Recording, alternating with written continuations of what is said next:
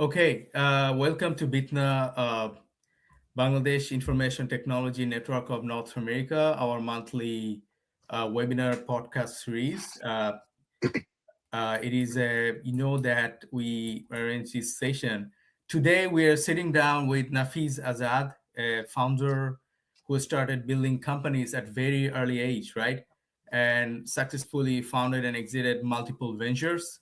Nafis is the co-founder of Lucky, a company that work with brands and major retailers to help consumers find products nearby and help companies make smart decisions on merchandising and distributions. In this conversation, we want to understand Nafis beyond the headlines, right? How he thinks, how he takes risks, how he builds. We'll explore what pushed him into this entrepreneurship at so early age, especially someone who grew up with like immigrant family, like many of us know, like doctor, lawyer, engineer kind of expectations. And we'll talk about one of the huge courageous decisions here a young founder can make, like dropping out of this college in freshman year. And we talk about it. And so basically we have structured our discussion in two parts. First, the story of how he built and his skill, and second, what is he focused on now, plus practical advice for his students, professionals, founders preparing for the next wave of change, AI, and shifting job market. By the way, since this is live and we want all of you to involve, like please post your questions in the YouTube live chat. And as you go, we'll monitoring any comments or any questions we'll bring to the conversation with Nafis. So, all right, Nafis, welcome to BITNA. Yeah, thanks, Ibrahim. It's exciting to be here. I'm excited to talk to everyone and catch back up with you. Yeah, that is very like we are very happy to have you in here. And my first question is that so yeah, we were talking about like probably before the last week, right? The parents that we all from immigrant family, and parents want us to be a doctor, lawyer, engineer, the classic immigrant dream, right?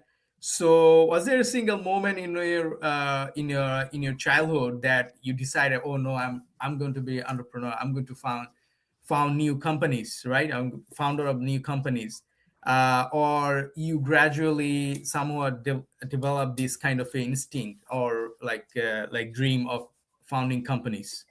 Yeah, no, that's a great question. It's a great place to start. I mean, I think it's a complex question because I think some of the realizations behind that develop over time. It's not like a early, like youth wake up call that I necessarily had to have this such a solidified vision of being an entrepreneur. But I think there was a lot of signs that were pointing to it from my youth. But of course, just like the classic like Bengali parents, moved to America from Bangladesh, and I was actually born here in Ohio. But you could imagine like that dynamic. Yeah, it was exactly what you said. I stereotypically heard that trio of doctor, lawyer, engineer for all my life, and my parents were medical researchers, so they were in the medical field, but they definitely, I think, probably like put the idea of being a doctor on a pedestal as such because that's a successful career path, and I feel one of the most. So I was drawn to that direction for sure from my family. I'd say what I think the precedent that kind of like led to entrepreneurship. Entrepreneurship has been like a through line in my life, but I think like one of the early things that sparked that was just like a huge natural curiosity that I had that I think was very not necessarily average when I was young, right? Like I had a curiosity that was immense where I was looking to kind of not just be inquisitive of different topics, but actually learn and dive deeper into those. So, that kind of childhood sort of like obsessions that you get, some people it's video games and things like that. I had that as well, but I think my mind was drawn towards technology and it allowed me to really dig into self-learning a lot of technology. I was a self-taught UX UI designer, and through that process of you learning UI design, and this was early when those design skill sets weren't necessarily just for app and UI design. So I was learning web design, graphic design, motion design, then starting to learn software engineering and coding and things like that.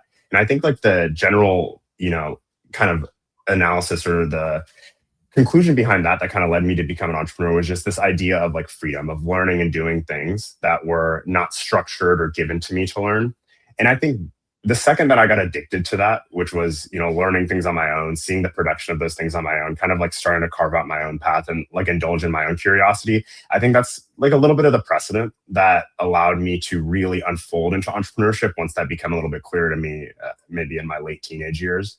I'd say when I was much younger, it wasn't as crystal clear to me that like I needed to become an entrepreneur. I needed to become a founder of companies. I think I had a natural, like everyone is born with some natural inclinations and urges. I do think I had a bit of a natural inclination towards wanting to have some independence or freedom with the way that my life is structured. And I didn't know what that would look like.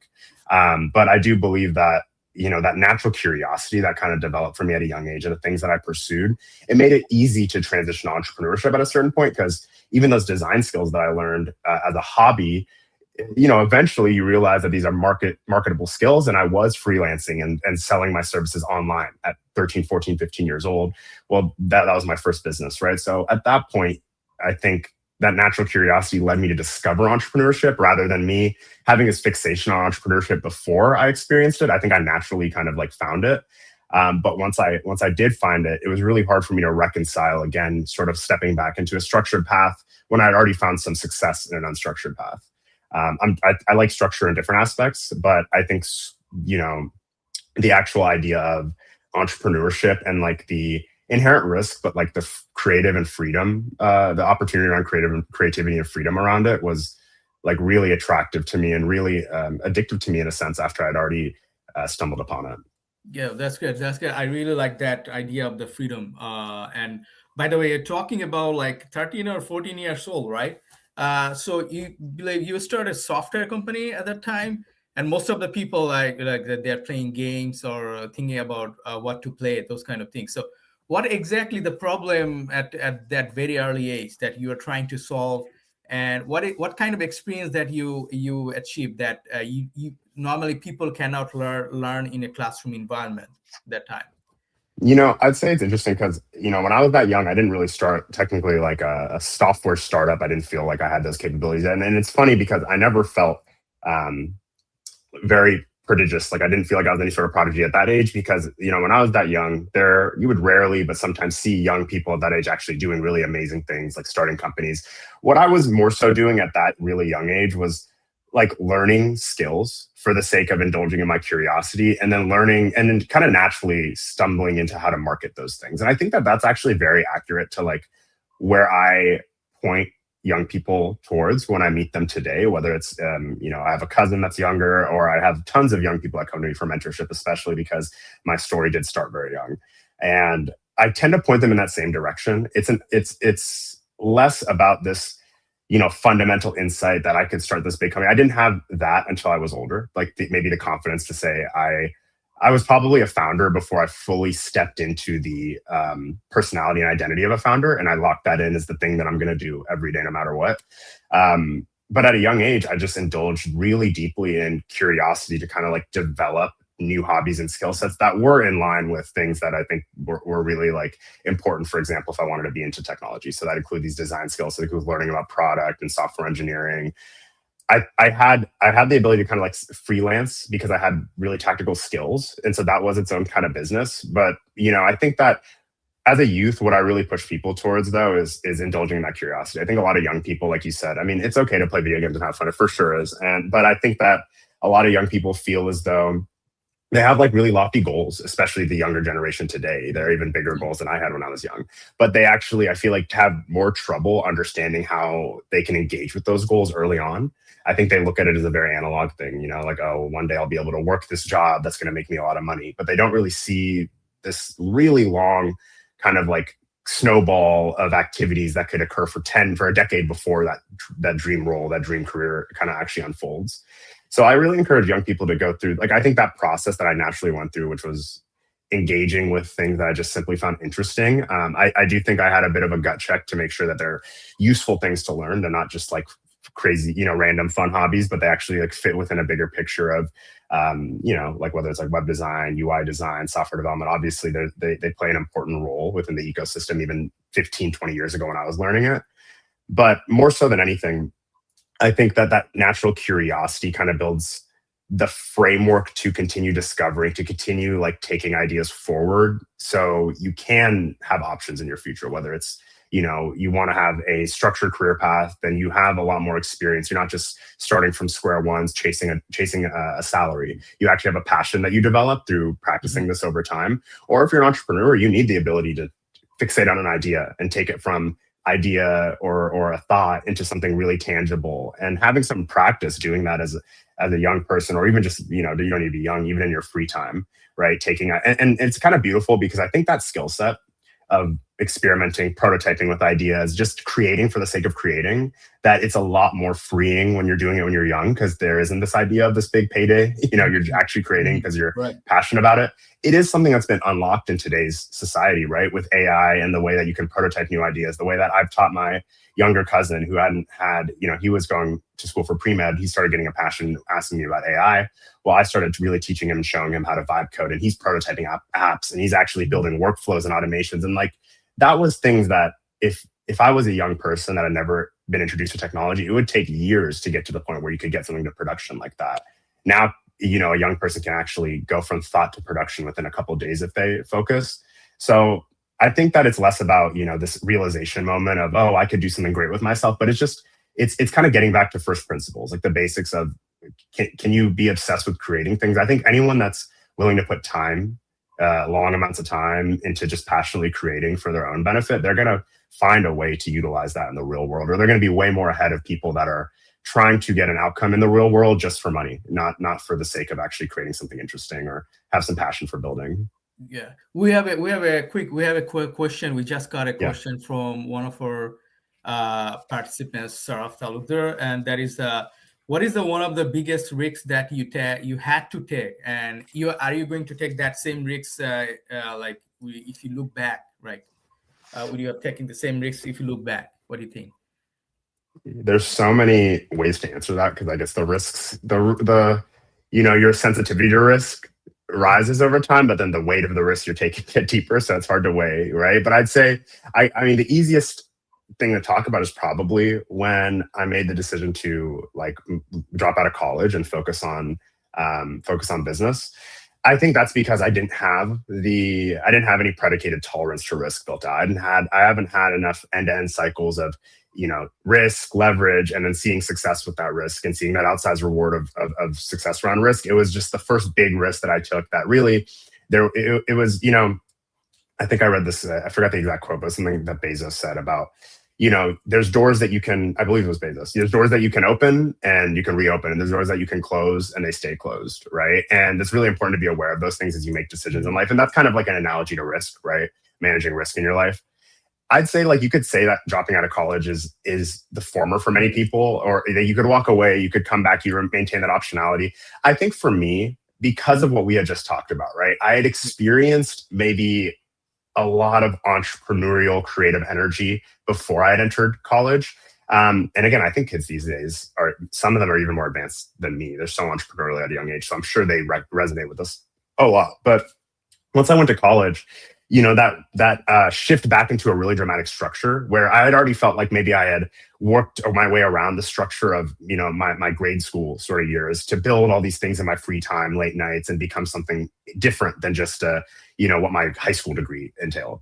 And I felt like I was kind of pushed back into that cycle with college, right? Where, okay, I was now going to be redefined by the quality of my college degree rather than this weight of activities and expertise and execution and success that I was forming outside of the class. That could never be quantified by a GPA, degree, certifications, whatever. I'm doing real work in the real world.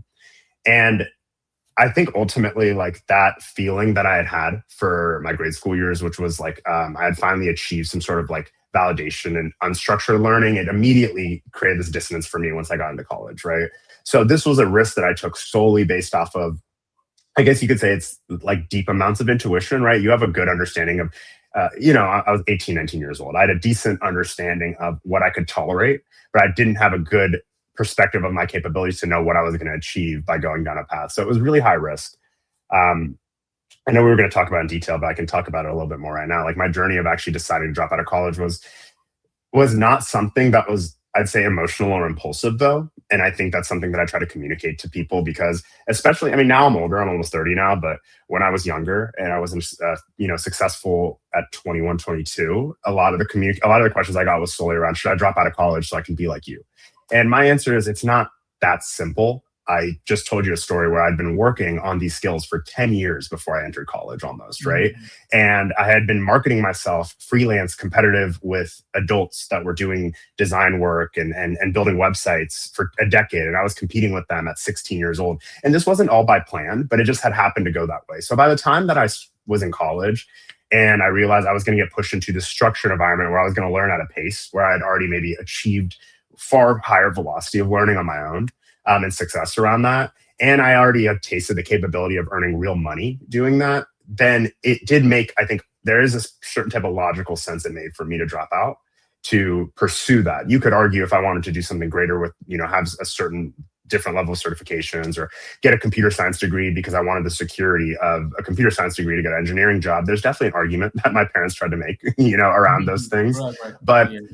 I do think for me, it was a risk I would take again to kind of close the loop on that question. It was a risk I would absolutely do again because ultimately I know good and well school is not for me, right? I even have trouble today, if I have to, I'm a very unstructured, free learner, right? I like to learn and discover topics on my own. So I have even trouble today with structure. I don't think school was built for me. I think I learn a lot more unique things, and I think I've learned more things in the last 10 years of being out of high school without college than I would have with. That's not the same for everyone, but it's even that sort of like learning thought process that allows me to engage with like AI really effectively, I think, today, because I'm not very structured in the way that I learn and process things. I'm willing to shift my strategies or shift the ways I consume information, discover information. So I think that was something that that was probably the biggest early risk that I took. That was like almost irreversible because I kind of knew that I was going to close that door behind me if I took that risk. And ultimately it paid off. But I do believe in kind of the advice that I give people that consider dropping out is like I had a couple steps of logical like direction. I jumped right into a business that had momentum, which was my design consulting business. I didn't sit at my parents' house and make them disappointed for a year while I was figuring it out. I would have just stayed in college until I figured something out. So you're already in a kind of advanced stage when trying to build that like when dropping out of the college. You have a very interesting story, like the company Lucky that you built, right? I believe your co-founder Sneh, he couldn't find a toothpaste brand right near him, even though there was a Target. It was in the Target 2 blocks away. So how did you two, like Sneh and you, go from the light bulb moment to like actually building that product? Like, what are the first 90 days like? Like, how do you get into that building that product? Yeah. For sure. So yeah, skipping ahead a little bit to Lucky. So a couple years later, actually the consulting business that I had developed, that was a design consulting business that I told you I already had some momentum around. And actually, just to cap up the college story, to tell you kind of like where I was and from an advanced perspective, I actually remember my freshman year walking into a UX design principles class that I had taken, right? Because it's like the first class on a UX track. And I thought that was my expertise. And when I had shown that professor like my portfolio of UX UI work that I had already done, she was so mind blown. She had actually asked me to like come in and teach the class the next week, like what I have learned and show my portfolio.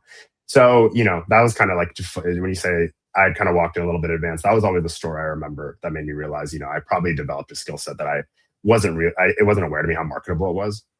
But skipping ahead, I built that design business after I dropped out, and I actually expanded that really aggressively to Atlanta through an acquisition I made of a software development firm there.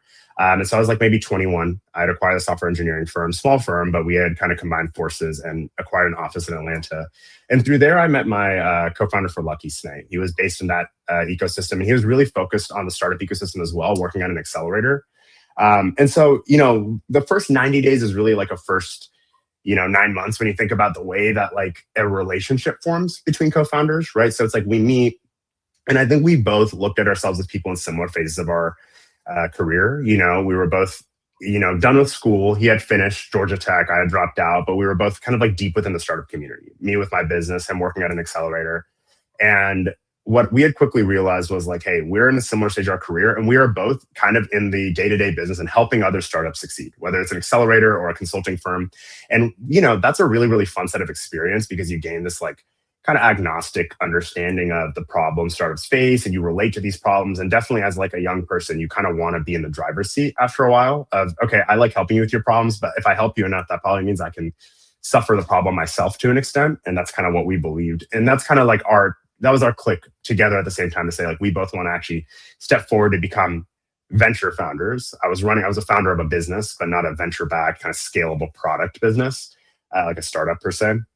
So we experimented with a couple ideas together when we kind of made a soft commitment to experimenting with ideas together, right? It wasn't like we had an entity and we made it really formal, but we made a soft commitment that if I have an idea, I'll bring it to you. If you have an idea, you'll bring it to me. We're both 21, 22, and we both had kind of like full-time jobs, like things we were focused on, but hey, this is something we would be willing to pursue, and we want to be founders while we're young, right? We experimented with a couple ideas that were opportunistic, right? We would see different concepts, we kind of iterate on them, we maybe present them to potential customers. We had one concept that was software for the logistics industry that we developed, and we presented it to MARTA, which is the rapid transit system in Atlanta, where we were based out of. And, we kind of took some reps at like the real thing without formalizing it, selling, productizing, prototyping. I had a design background, so I could prototype things even before it was like super easy to prototype real applications. Now I was like gung-ho on prototyping when it was like early Figma days. And, I think what led us to start Lucky, though, was after experimenting with that for like I said, like 9 months to a year, it wasn't super, super serious. We did stumble upon this problem. It was an interesting problem because I had actually moved to LA in this period. So I was living in Ohio, I moved to LA, and he had moved to New York. In both of our ecosystems, there was a lot of direct-to-consumer brand founders, tons of them. And so that was like 2019 when you can remember, Shopify had unleashed this huge current of direct-to-consumer brands. And a lot of guys our age were founders and they were seeing success, or some more than others with their brands.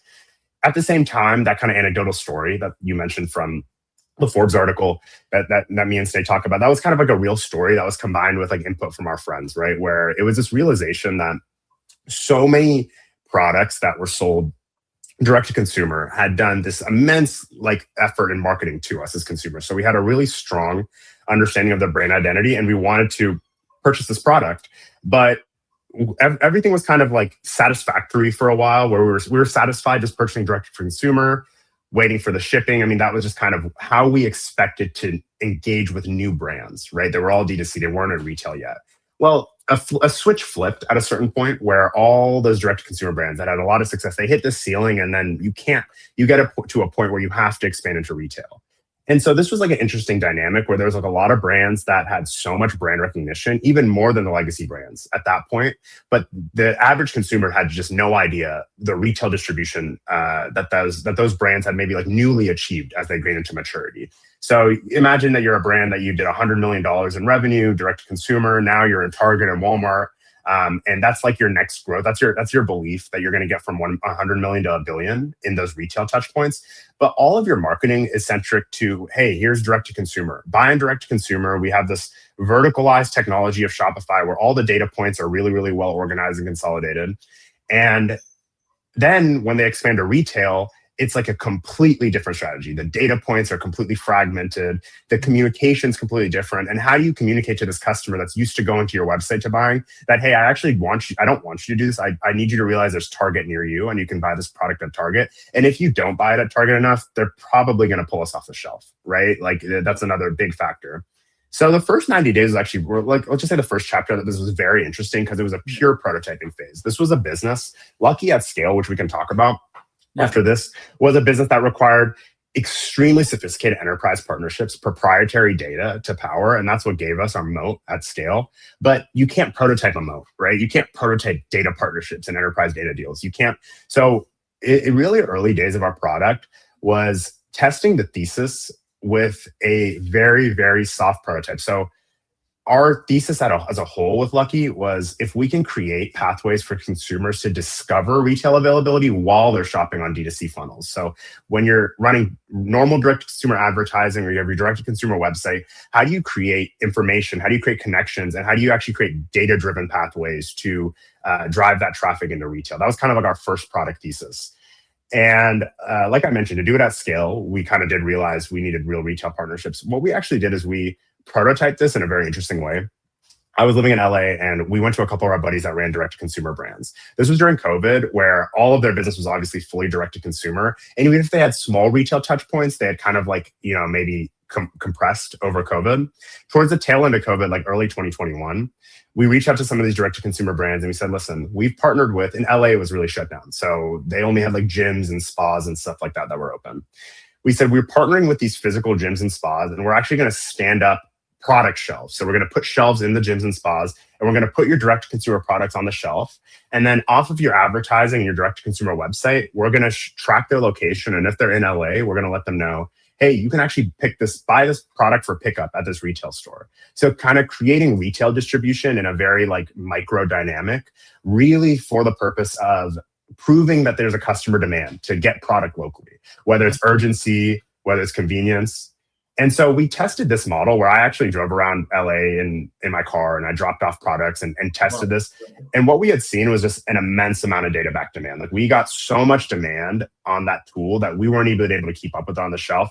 And that's actually like our prototype tool. And this little micro logistics sort of experiment that we did in LA was kind of like the initial idea that we took to investors to kind of say, hey, let us go and form these retail partnerships to scale the same idea at a bigger scale. So that's kind of like the investors. I have a quick question, like investors about.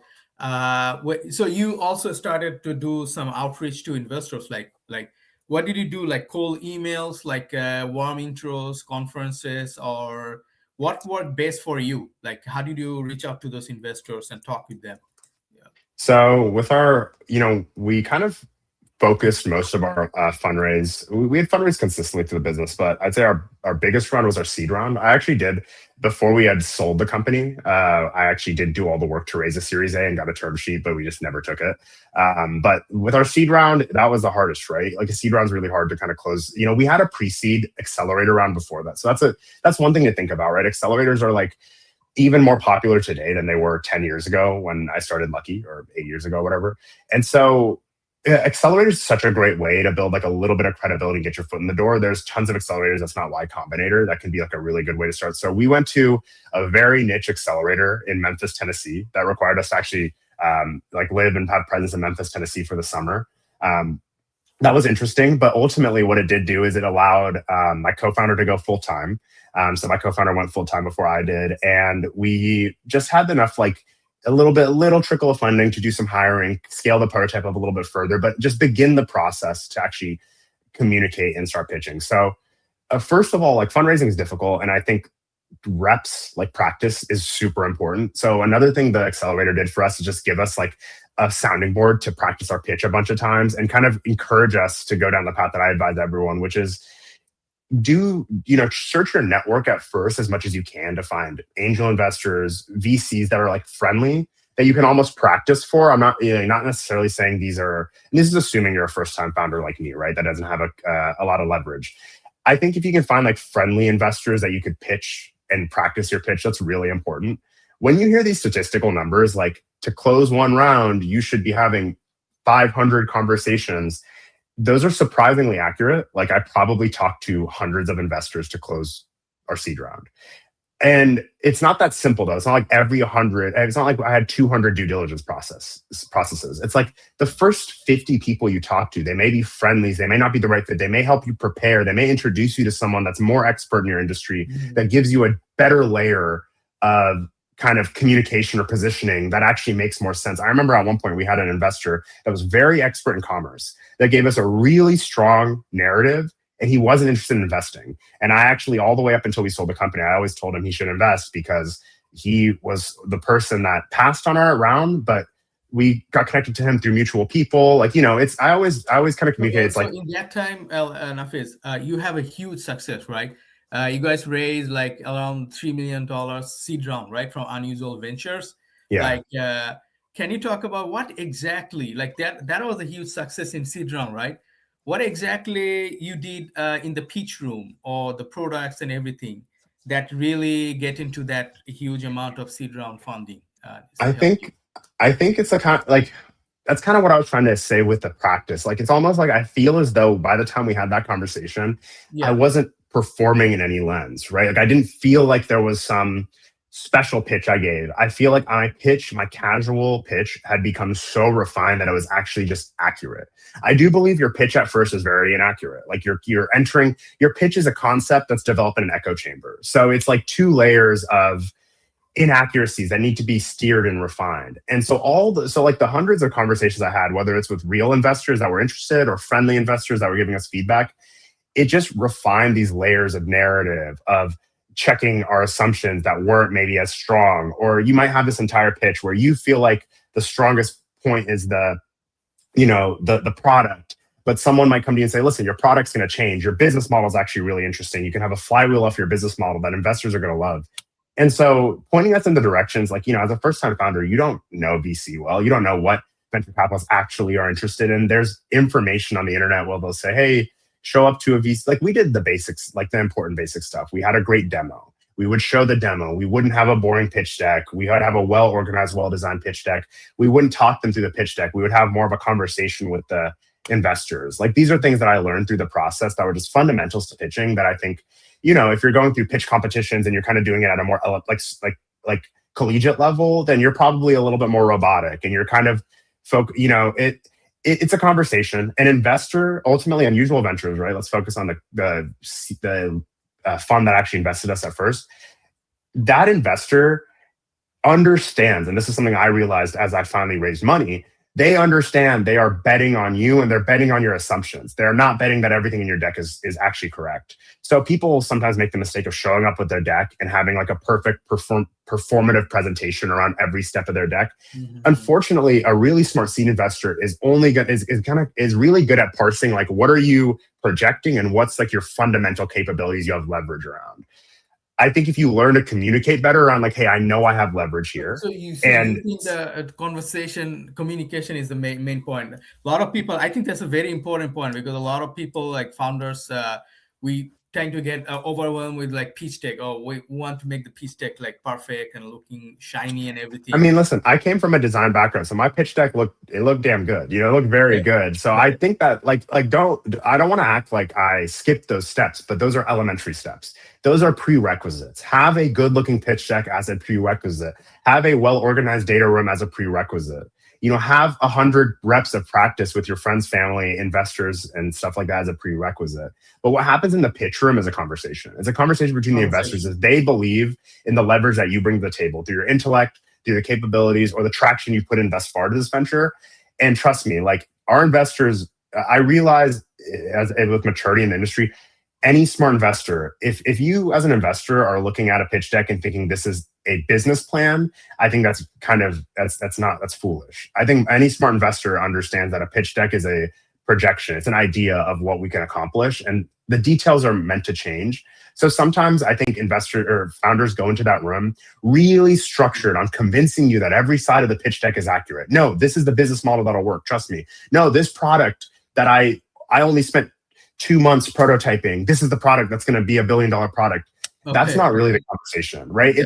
It's the conversation should be, this is what I've done so far. I believe if I iterate forward, I'll learn more with these customers. I have leverage with these customers that have already committed to working with me. I have leverage with this product that's early, but it may not scale. If I combine that leverage, I'll figure out the next step together. That's a better conversation. To be more honest in conversation, I think that's a good way to put it. I think we get into a defensive posture as founders where we want to make it seem like everything we've projected in our deck and our plan is going to go according to plan. I mean, it's not a realistic. It's not only does it come off as naive to an investor, it's actually not realistic to you. It's doing you as a disservice as a founder, because as a founder, you should realize that your early stage deck is just a beautiful presentation of your assumptions, and you are asking for funding to test those assumptions. You're not asking for funding to say, this is 100% going to work. And then those founders are the ones that don't know how to take, like you can take a meeting with an investor and he could not believe your assumptions and you could still close that investor because he believes in you. But a lot of founders look at that investor and they'll hear the feedback and they'll say, no, what do you mean my product's not right? And they'll get, they don't know how to detach the reality for building a business and the pivots you make from their presentation. Especially the founders believe on the investors' belief or trust on founders is very important. We have a question from one of the co-founders of BITNA, Riyadh Fai, is that how do you know that how much equity you need to offer to the investors and how to evaluate your company? I know this is a huge, vast question, but we just need a 1 or 2 minutes takes on these questions that if you can. There's not an easy answer here. I mean, if you are a first-time founder like I was, you're going to have minimal leverage, and you have to find the right partner. Ultimately, if you're a first time founder, and you don't have leverage, like you're not you don't have some level of like, obviously you understand what leverage is. If you have successfully, you are executive at some big startup that's in the vertical, you can say, hey, I know this, you need to give me a better valuation, I actually think this company is worth this, and I won't budge on it, and that can work for you. But if you're entering this as a first timer, just like I was when I first raised, like how I would handle it now maybe a little bit different, but even now and then, it's like you are expecting the market to give you a bit of a valuation, right? What does that mean? That could sound like a little bit defensive, or it could sound like you're going to be like a victim to the valuation. That's also why you got to find a good partner, right? Like a predatory investor will obviously ask you for, maybe some ridiculous deal, right? And that's where, or like some angel investor that a lot of times you'll see these guys, they don't have the appetite for risk, but they want to be inventors. So they think that this is Shark Tank and they can get 20% for 100K or something like that. Obviously, that's just not the right partner. Like with Unusual Ventures is a good example. They kind of set the price for us because we're a bunch of young 20-year-old kids. This is like a pretty large, like it's $1 billion venture firm in San Francisco. I could tell them, I think we're worth this amount of million. And I probably, and ultimately it's a negotiation, but they kind of set the bar. You want to find an investor that's smart, that understands if they set the bar in a negative way for you, you're not going to be happy, right? You're not going to be happy owning 10% of your company and doing all the work, right? And you also also a bad seed round may set you up for a bad dynamic at your Series A. So the type of kind of like equity investment you make, it really depends on the type of company you're building. I don't think there's like a straight answer. Obviously, if you go through something like YC, there's like standardized terms. But my 2 cents is, if you find the right partner, you guys should be able to define a valuation that matches the market terms around your business, and there shouldn't be tension around it.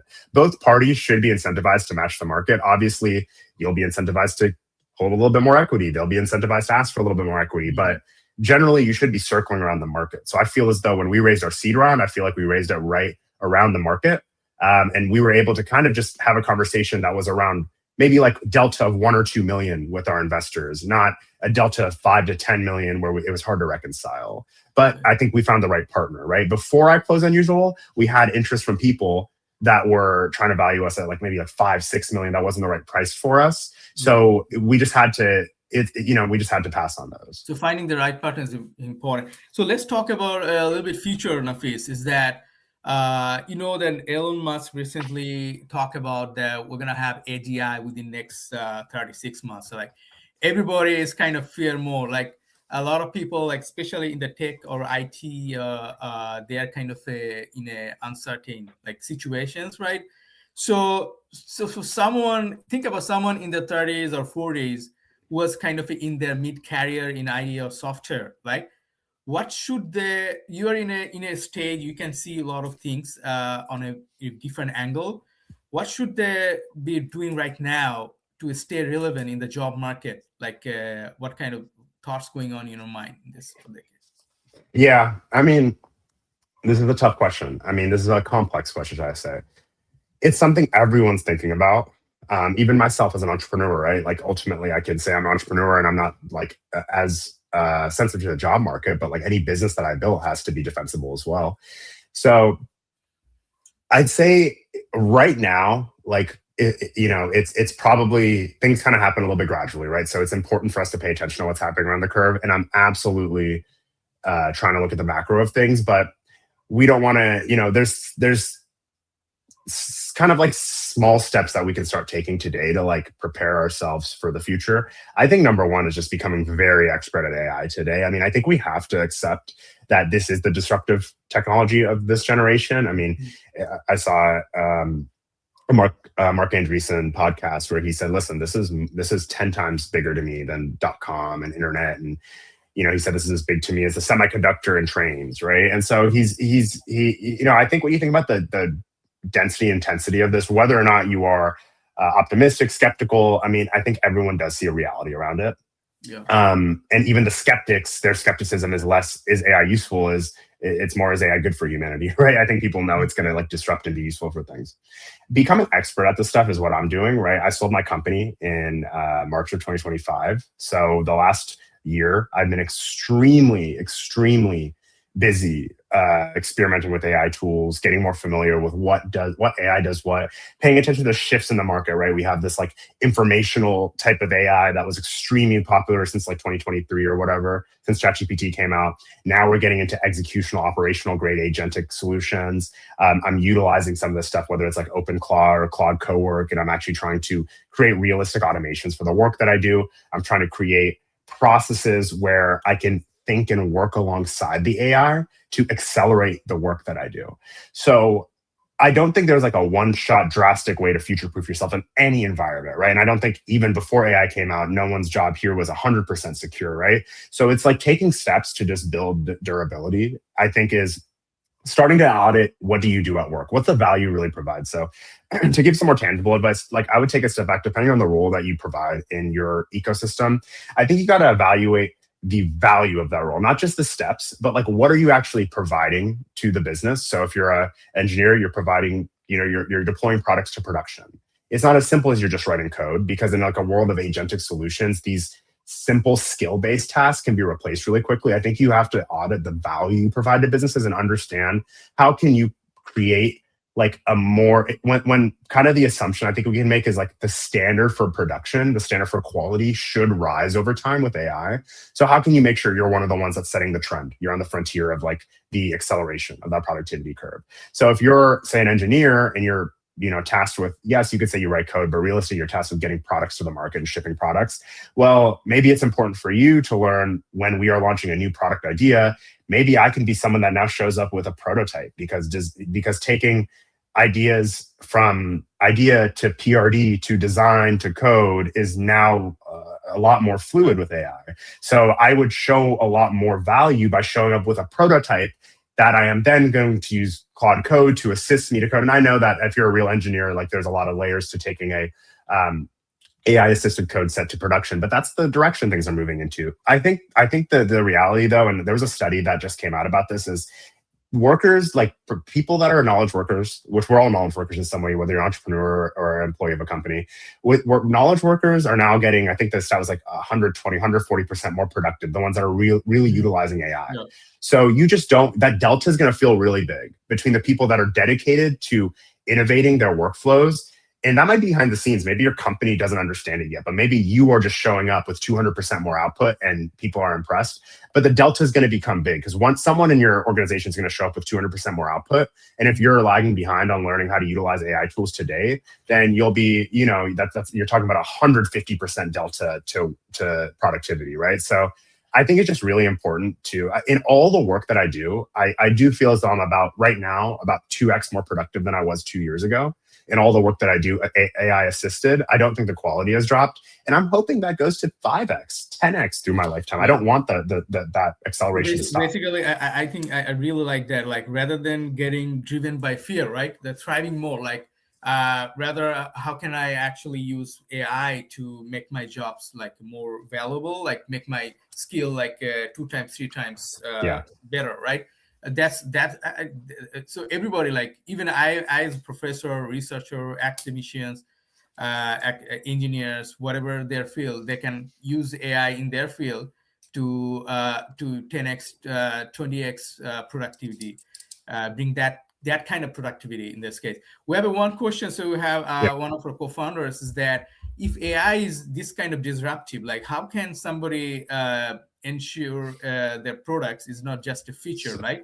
That will be quickly obsolete by AI kind of things, right? Yeah. This is a great question. I mean, listen, the most like base answer to this is like there is no defensibility around innovation, right? Like things, everything that's disrupted something at one time is meant to be disrupted again by a different force. So I do think that there's some reality of like, we have to accept that this is a new ecosystem. And just like with SaaS, right? Like SaaS, there's so many products that kind of came out of like the SaaS cycle for that decade plus. But a lot of times there was like cycles of, okay, this was the winner and then this guy came and this became the winner. So I can understand it's difficult to project, especially when you have these consolidated AI models that so many people utilize. They could kind of replace functionality very quickly. I think ultimately the answer to this though is like the benefit that we have is the product delivery cycle from, again, innovation idea to to prototyping to product is so much tighter, and it can be tighter now with the latest set of technologies. And the cycles of technology trends are so much tighter now. So I think that like my thesis around this, like I don't have a firm answer for that question, candidly, because I'm struggling with that too, right? Like I'm working in environments where I'm having ideas now that I'm exited that became redundant after 6 to 8 months. So I need to keep fresh and keep having new ideas. I think ultimately we have to accept though that the mode of product delivery is going to change now, where the cycles are going to become a lot tighter. So where the cycles might have felt like these maybe year-long innovation cycles or something like that before, they're going to be more quarterly, right? And we have to accept that. One of the reasons, not the only reason, one of the reasons is it's a lot faster to build and innovate now. So that's one reason the standard of that cycle will get pushed up.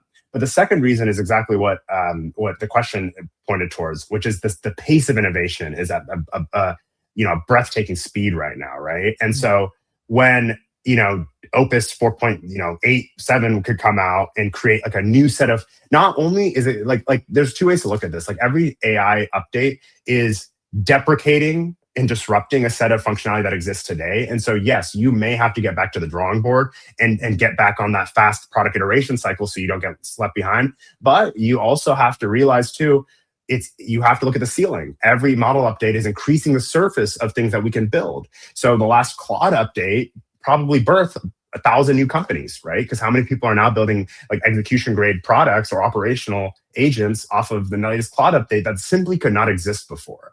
So I think there's two ways to look at it. I think we have to look at the macro and realize like, as of right now, I don't feel like we're just like these models are just eating up the entire industry. I do believe they're also creating more surface for innovation, that if you can build on the surface, then maybe that's where you need to be, right? And that's where the most interesting things are happening. And maybe if you're feeling like your lunch keeps getting eaten by every update, maybe you're in the wrong place right now. But then also like you just need to iterate. We need to be iterating quicker. I feel that way. Quick iterations also, this one there. When I talk with you early, right, before that discussions, you talk about mentors. Like you have this mentors play a big role in your life. And how did you get to find your exact good mentors? Like watching YouTube, so talk to them, get to them. Tell us about how mentors play a role in your life and how you connect with your mentors. Yeah. Mentorship is very important to me. So I'd say even now, I think it's reflective of majority of like you could call it like philanthropic, but really like just kind of, I don't know what the right word for it is, but the social sort of driven work that I do outside of my career is around mentorship, whether it's mentoring like youth that are, in poverty or mentoring startup founders that need that push to success. I mean, I think mentorship is everything. I spend a lot of time, even day-to-day mentoring founders. Why I'm so close to mentorship is because, I mean, there really is no other facility to give you validation and confidence to move forward than mentorship. I didn't grow up, again, like I told you a little bit about my upbringing, but like just to be clear, like my parents were not entrepreneurs, they were not wealthy. They didn't really understand the dynamics of what I was trying to achieve. So mentorship was really important to steer me in when I'm kind of like in this vast unknown sea that I stepped out with. Like, I talked about my upbringing and the risk that I was willing to take.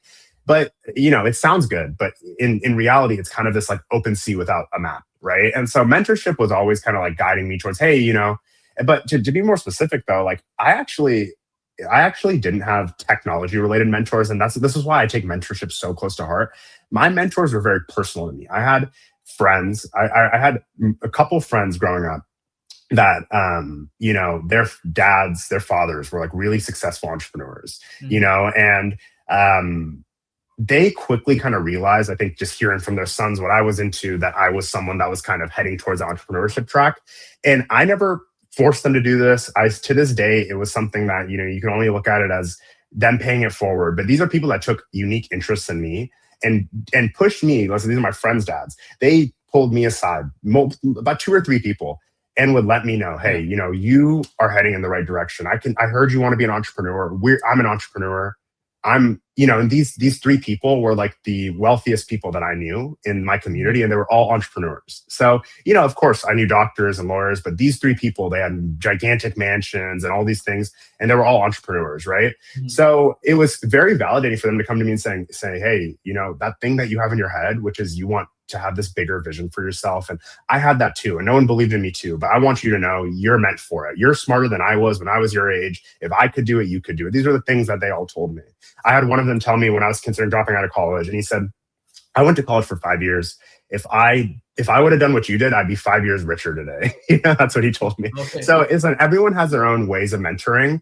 And I could maybe say I would have learned a lot of different things if I grew up in San Francisco and I had a tech mentor that would teach me like a lot more with tech. I had to figure that stuff out on my own.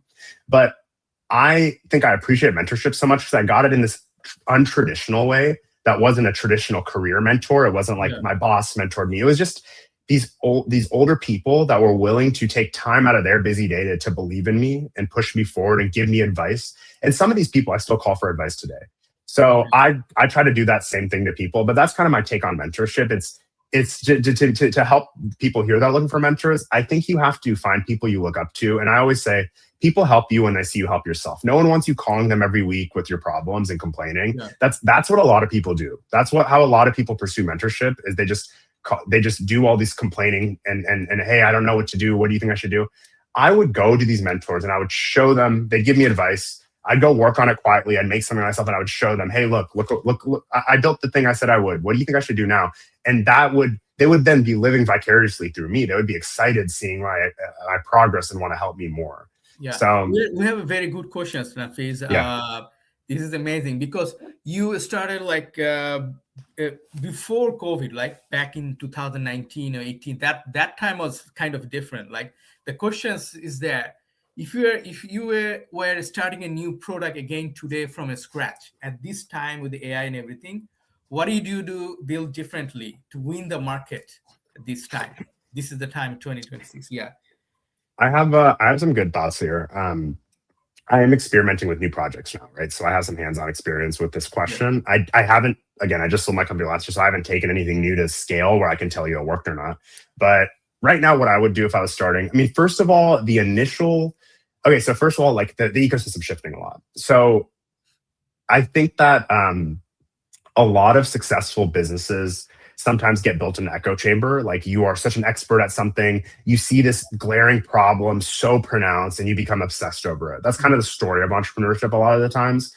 I do think it's important in an ecosystem shift to pay attention to the macro though, because the way that solution is being delivered is shifting today, right? It could be an agentic solution delivery. It's just like you have to pay attention to the way that services and products are all shifting in this new economy. So I would say number one is if you're wanting to build a new idea today, not only become obsessed with your problem, but today it's very important to pay attention to the macro environment, the ecosystem, so you can have a strong projection of the way you believe the problem should be solved. It may not be the same as you saw it in your job 5 years ago, the problem, right? I have two questions. So you talk about macro environment a lot, right? Yeah. So what do you mean by like macro environment? Can you give us an example? Like the macro environment to me is just let's focus on AI, right? Not like the macro, like not even the economy, but just within AI as a technology. The macro environment is the shift from informational use cases to operational use cases. It's a shift from services now being, focused on delivering that through an agentic pathway. It's the shift of a lot of things now becoming this interaction between humans and agents, and at what step does AI actually play a part, and what step do human value actually get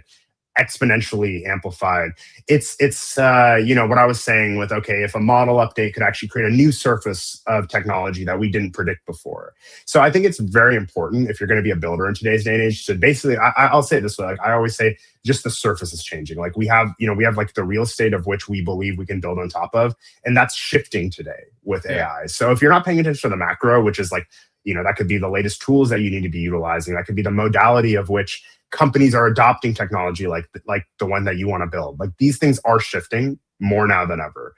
So I say that because it's very important, because when I started Lucky in 2019, I could go to the YC software as a service playbook. They have a whole curriculum on their website, and I could follow that whole curriculum, and probably 80% of that was accurate to the steps I actually took.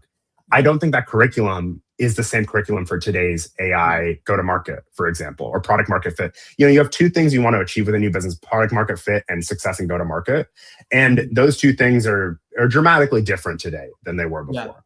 So that's what I mean when I say macro. It's like your playbook of maybe you worked at like a SaaS company that was really successful in the 2010s. Like the way that they scale just may fun. Some of those principles will convey, but not all of them.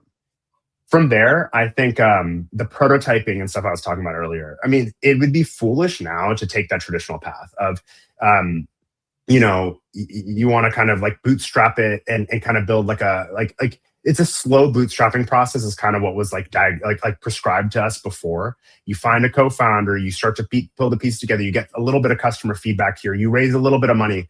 That's what I did when I built Lucky. What I would do now is I would try to self-prototype as aggressively as possible. Even the research, the fundamental research that goes to even like understanding what to build can be done so much more rapidly with AI because research is one of the best things. It's one of the things it's best at. Prototyping is one of the things it's best at. You can go from the research brief into a prototype PRD into Replit within like 25 minutes. So I think just the ability, again, a prototype is not a final state. I just think it's like the fastest way you can start building real traction. I do think there's something to be said about if you have an idea you believe in, if you can get a prototype, so it's like, if you can get like a prototype, a landing page, the things that it would take to actually start surfacing to people in a real sense. But keep in mind, like that milestone point I'm talking about normally would have taken a small round of funding, finding a technical co-founder if you weren't technical, iterating with real code, which could take some time, dealing with bugs, and like you're not even getting to a customer feedback point. Sometimes it used to take people months, 6 months, right? Oh, I'm still working on our V1. Now you can prototype within a week. And so my push is just you said aggressively prototyping, faster. Aggressively prototyping, aggressive research up front. And then I think it's also that just then realizing like you should be able to iterate in really fast cycles then on both the business model and which would apply to the go-to-market and the product, which kind of fits within your product market fit conversation to start building a narrative that yes, then maybe you can go raise money, right? But I think you can achieve so much more without $1 of investment today. So why would you wait? Wow, I really like that. Without $1 investment today, we can do so much, right? So we have to be very aggressive in that space. So if one thing we have we have 3 more minutes, and so one thing that is very exclusive as a person, right? You are I think this is my personal view. You are a builder, like you started building from a very early age, and then you drop out, even though you have a background, immigrant family. It's a huge decision, I believe, and so you all through your life you are kind of a builder, like you build and everything, but you know that building something is very tough, especially mentally, right? It's always some kind of uncertain stage and kind of things. Can you share with us some kind of one daily habit that you always practice to mentally stable, mentally strong when you build something continuously day after day? Yeah. I mean, I think I have 2 non-negotiables on any given day. I journal every morning. I have far too many thoughts in my head, and I believe like you have to. To me, it's just an extraction process. It's organization. I like to have a checklist of things I need to get done, but it's also like journaling. You do the journaling like what, early in the morning, like what? I'm a morning journaler. I'm less of like a debrief journaling. Some people are really good with that. Maybe I should be. But I'm like I need to get all my ideas out of my head to make room for my work now, right? Like my brain has a certain capacity, and I like to journal, and I like to. The other non-negotiable I have, I'll say, is I work out pretty much every day, and the reason that I do that is obviously I care about health and fitness. I can give you a list of those things from a very early age, before I even felt like I had like a body that I was proud of and I was healthy, right? I heard this and it stuck with me forever. You know, when you're an entrepreneur, you're stepping into risk every day, and you're stepping into the opportunity to fail every day. That's not true with everything, right? Yeah. So because you have the potential to fail every day, going to the gym and working out and being healthy every day, it gives you a guaranteed win every single day. I know it sounds like you know, like a mental trick you're playing on yourself. There's something really true to it. If you can have a day where everything goes wrong in business, you didn't achieve, you lost the pitch, the customer said no, your product's buggy, and everything feels like a failure, but you owe yourself a positive dose of momentum for the day that you can get at the gym. And those little positive pushes of momentum honestly drive your spirit when you're an entrepreneur. So I feel bad when I meet entrepreneurs that don't hit the gym relatively frequently. I do believe they're missing out on the opportunity to basically like placebo themselves into positivity, which I think it feeds into your business.